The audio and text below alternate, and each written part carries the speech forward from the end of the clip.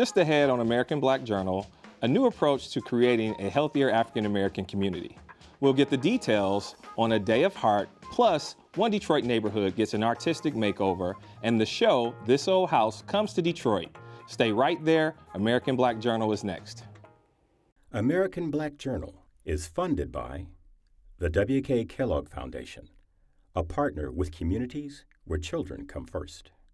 How does diversity bring energy to us all? At DTE Energy, we believe that it's the contributions of all that build great communities. As a company, we grow stronger by welcoming the unique perspectives of everyone. As community members, we support our state's broad culture and heritage. From working closely with women and minority-owned suppliers to embracing our local cultures, DTE Energy is powering diversity. The DTE Energy Foundation is a proud sponsor of Detroit Public Television.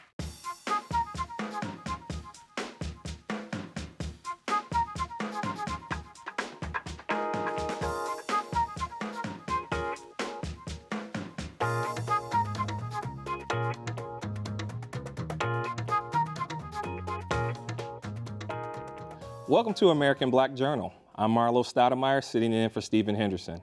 It's no secret that heart disease and stroke are leading causes of death in the African American community. An event next month aims to educate the community and increase the odds of preventing and beating these diseases. September 9th is being designated as a Day of Heart by the American Heart Association and American Stroke Association. The day features short talks given by local leaders, a health expo, and a gospel concert.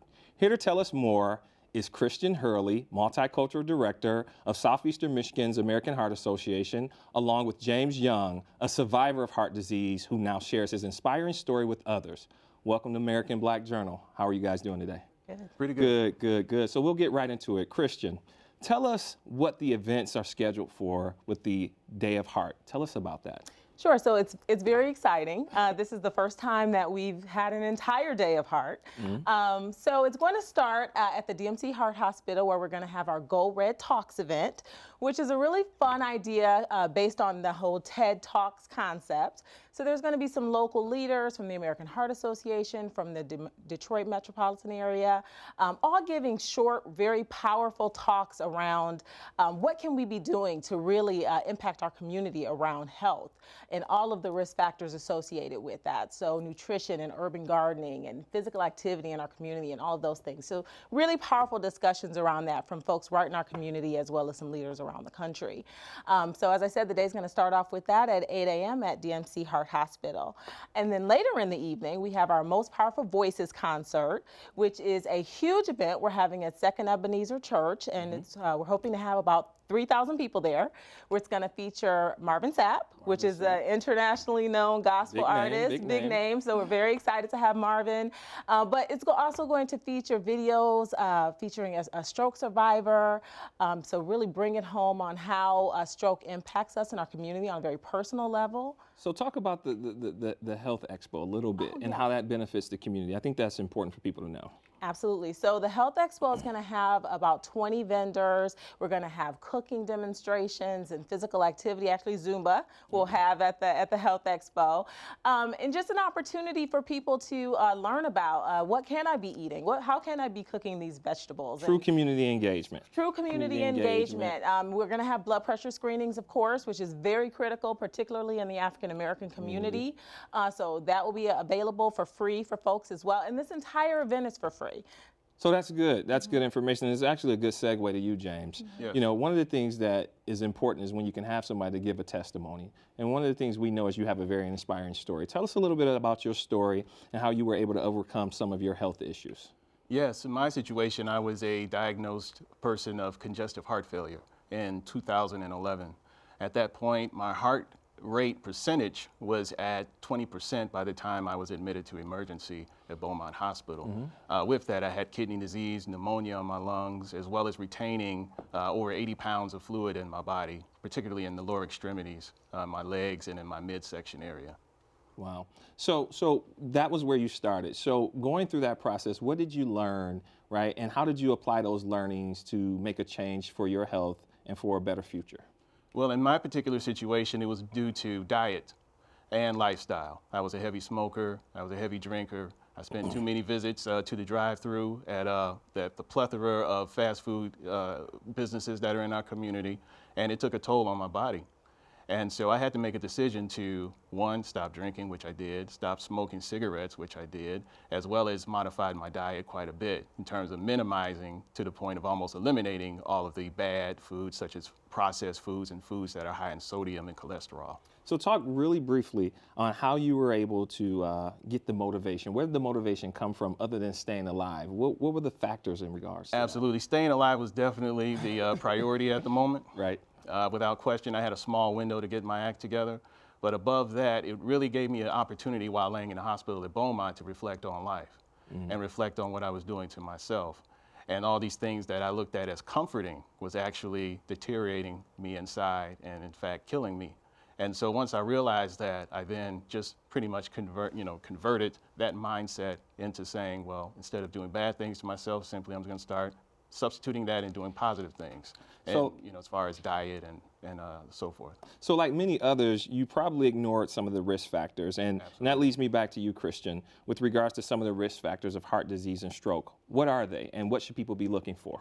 Sure. So luckily, they're pretty much the same. I mean, so you're looking at hypertension is going to be a big risk factor. In fact, that is the number one signifying indicator if you're going to have a heart attack or stroke. Obesity, physical inactivity, the nutrition that we're taking into our body are all going to be critical risk factors. Obviously, our racial makeup can also be an indicator of whether or not we are at greater risk for both a heart attack or heart disease and stroke as well.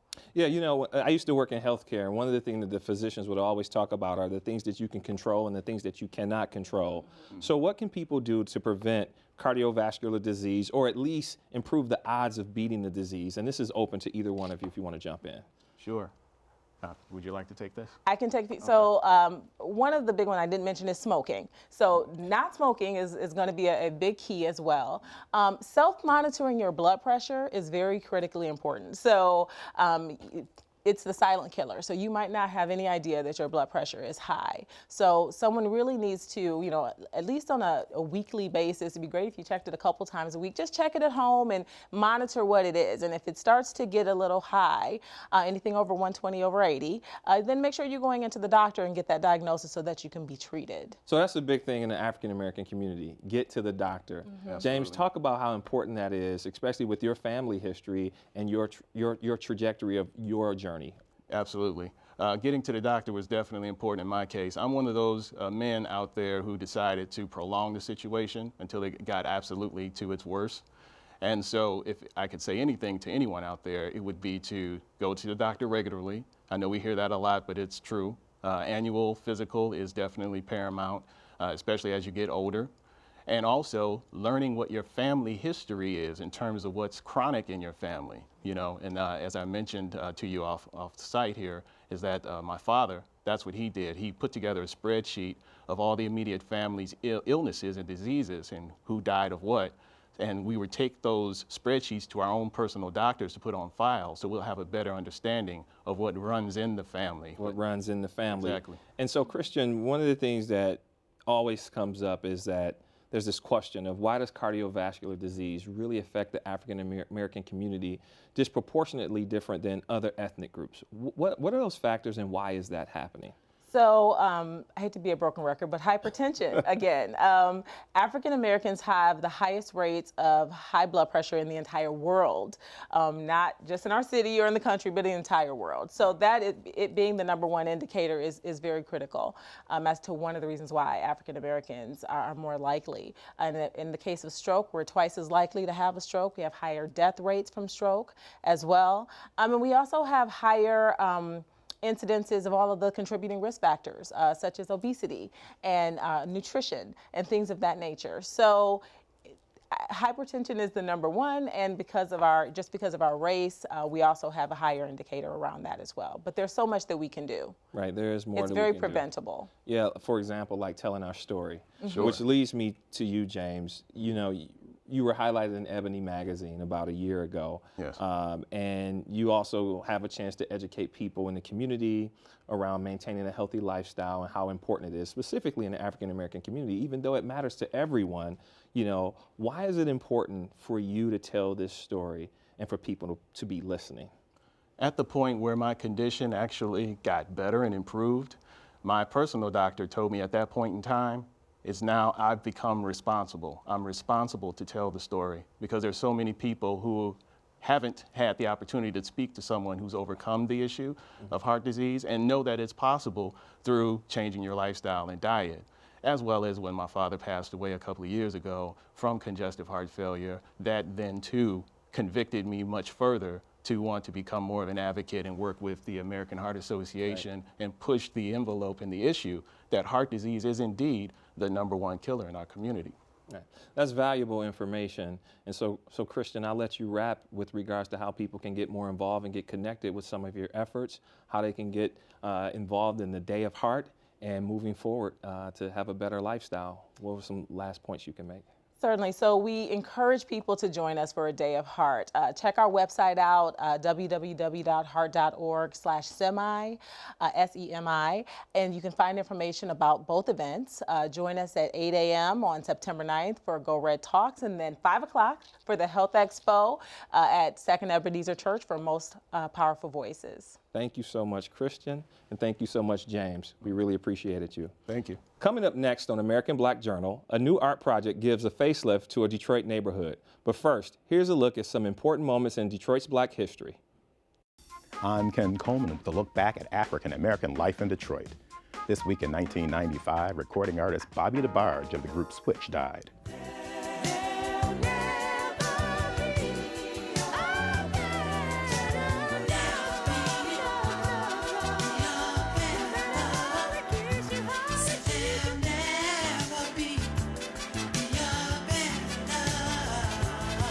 In 1954, Detroit's own Ralph Bunche was named United Nations Undersecretary.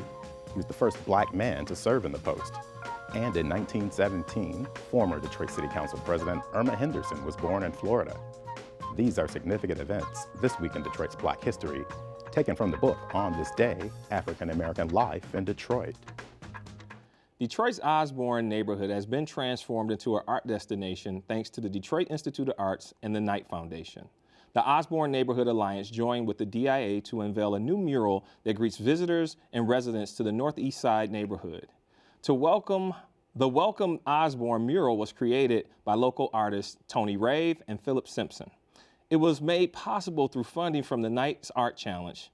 The project also includes on-site art classes and workshops for residents led by Canvas Detroit. Joining me now is the Executive Director of the Osborn Neighborhood Alliance, Quincy Jones, along with Brandon Christopher from Canvas Detroit and muralist Tony Rave. Welcome to American Black Journal, gentlemen. Thank you. Now, Quincy, let's jump right into it. Give us a little background or the backstory on how the mural project and the art workshops came to be. So 3 years ago, Osborn Neighborhood Alliance launched the Live in Osborn initiative.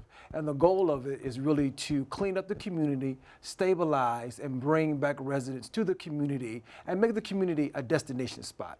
We had a great relationship with DIA because they did the artwork with bringing in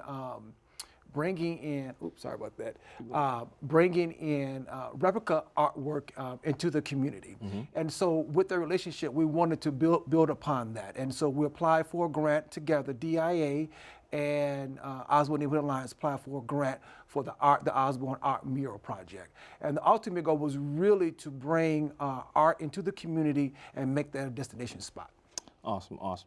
Tony, so I'm from that neighborhood, so you and I have something in common. You're from the Osborn neighborhood. What does it mean for you to be able to participate in a project like this, personally, professionally, and just with your craft? First of all, I'm really thankful for this opportunity, being from the neighborhood, and for it to happen so organically. I didn't go out and look for this opportunity. I was called upon to do this. I'm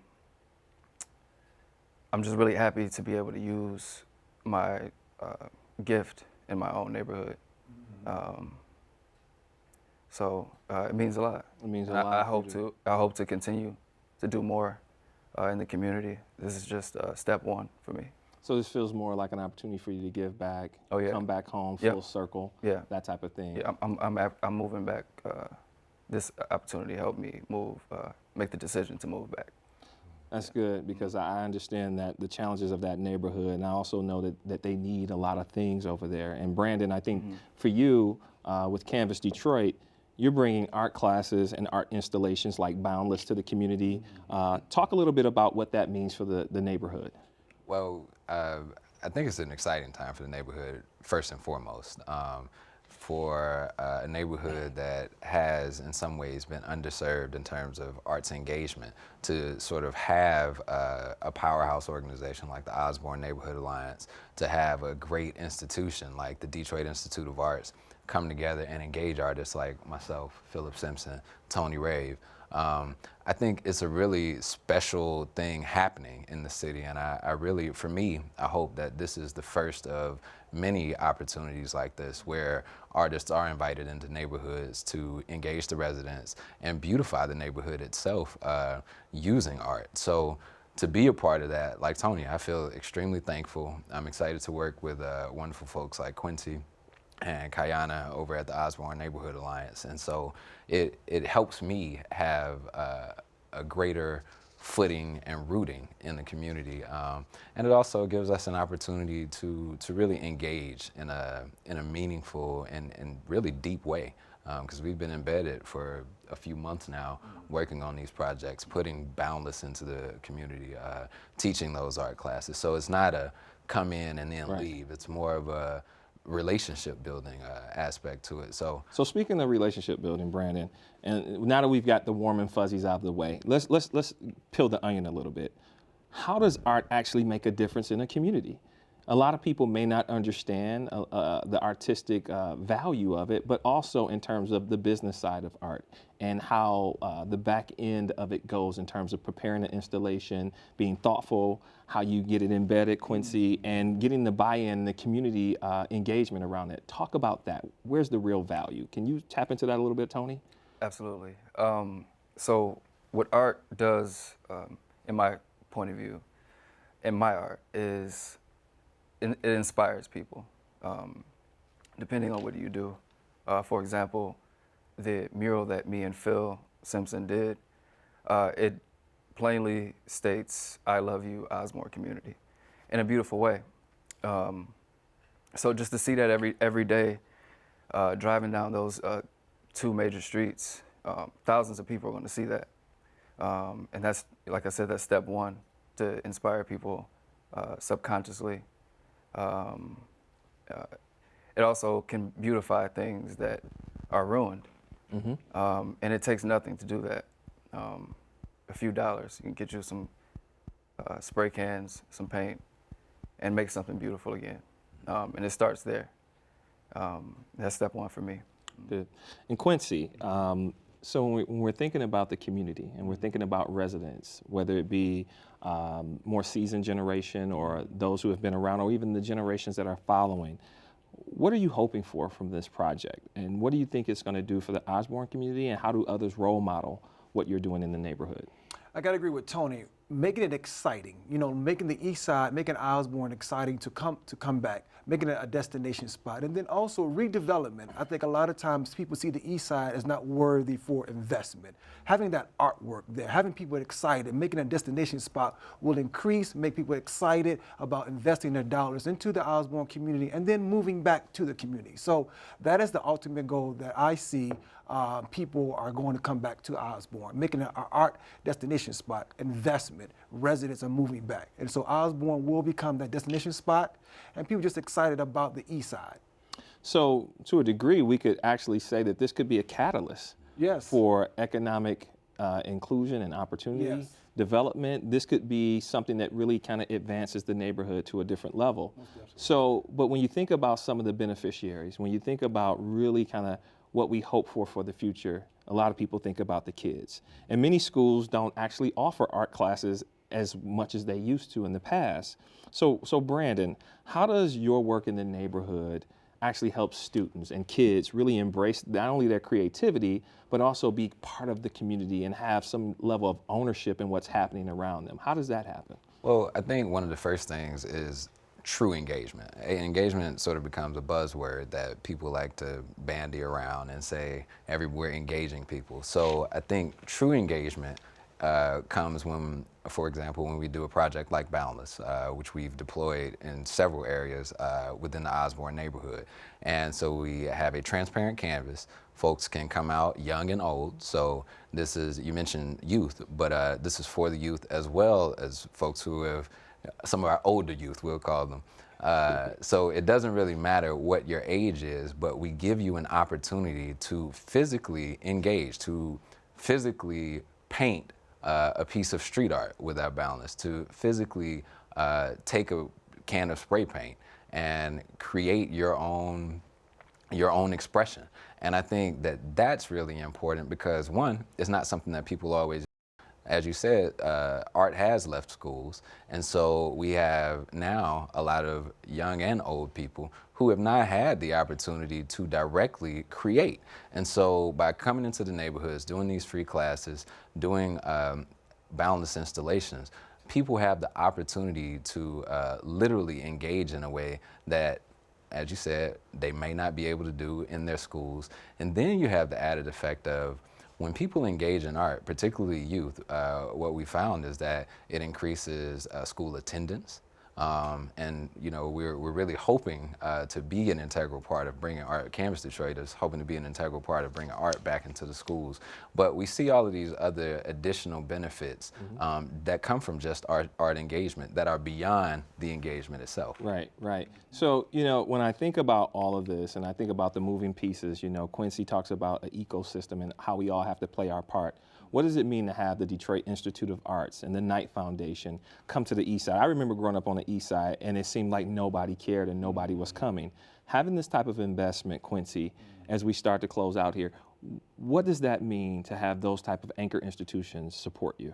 It's really around branding. I mean, really seeing that the East Side is worthy for destination. I mean, having the DIA is a huge branding process. I mean, it's huge. The Knight Foundation investing into the East Side. And so showing that residents are highly engaged, residents appreciate the artwork, and that people, and then the artwork is just not seen just in Midtown or downtown, but art is spread out in the community. And so that is what we're excited about, and we're really pushing Osborn to be the destination spot, and by having the branding name of DIA, the Knight Foundation. And then these young brothers right here that are bringing up young artists that's doing good work in the neighborhood. So we're very excited for that. And Osborn will become that destination for art, for development, and for residents moving back to the community. Well, I really appreciate it. And you know, at the end of the day, they can only be what they see. Yeah. And you guys are definitely leading by example. Yeah. And we appreciate you being on American Black Journal.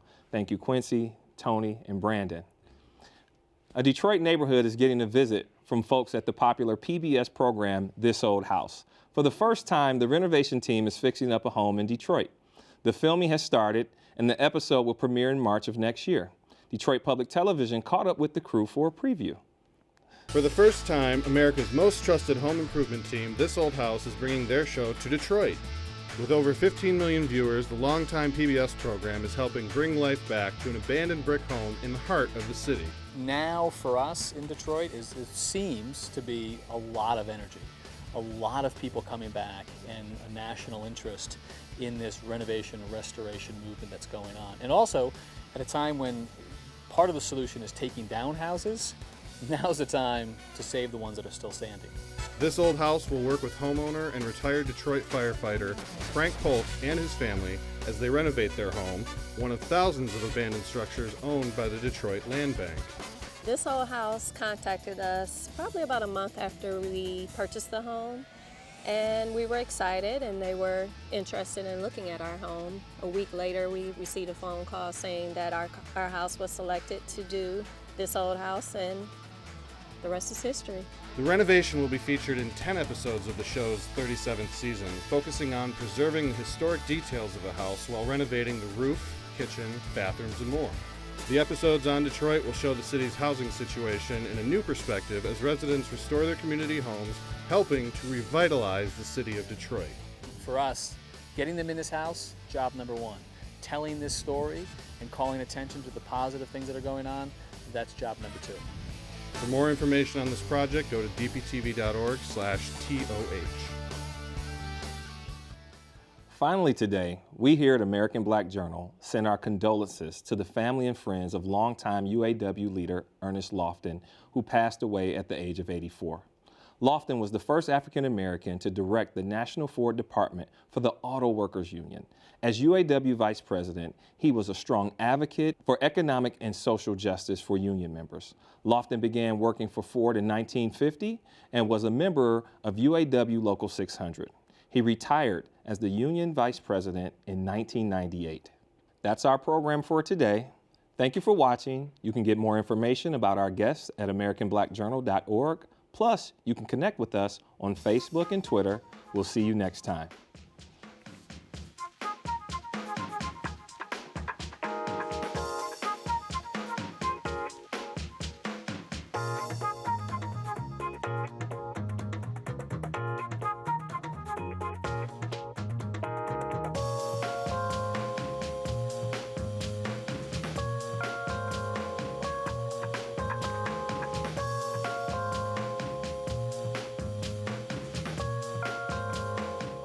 American Black Journal is funded by the W.K. Kellogg Foundation, a partner with communities where children come first.